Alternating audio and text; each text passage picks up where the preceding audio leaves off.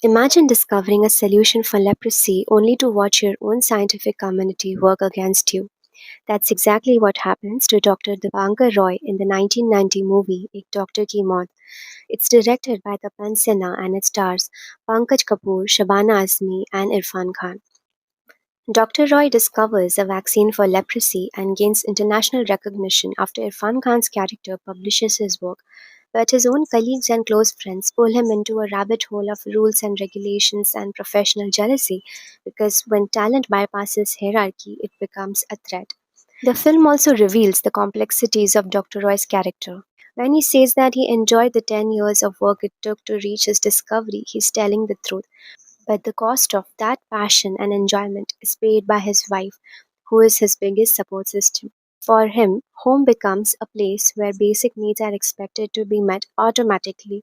The urgency of his research overshadows his personal responsibilities. As a result, his behavior comes across as self centered, selfish, and inconsiderate, and he lacks the awareness of the emotional labor being carried around him. The very research for which Dr. Roy neglects his wife is later rejected and questioned by the professional community meant to support it. It is only then that he begins to acknowledge this gap between him and his wife, and the strain in their relationship softens a bit. Eventually, it is revealed that the vaccine Dr. Roy was working on was later developed by American scientists using techniques he had already described in his work. By the end of the film, Dr. Roy receives an invitation from the John Anderson Foundation and is offered a second chance to continue his work. But the real life figure who inspired this story did not get a second chance.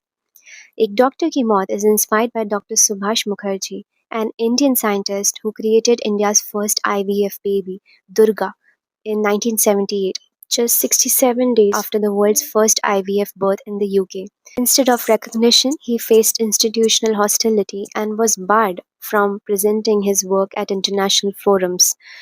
Frustrated and dejected, he committed suicide. You must have heard the term crab mentality. If you put a group of crabs in a bucket, you'll notice that when one crab tries to escape, the others pull it back in. It basically means gatekeeping someone's progress even when it has no direct impact on you.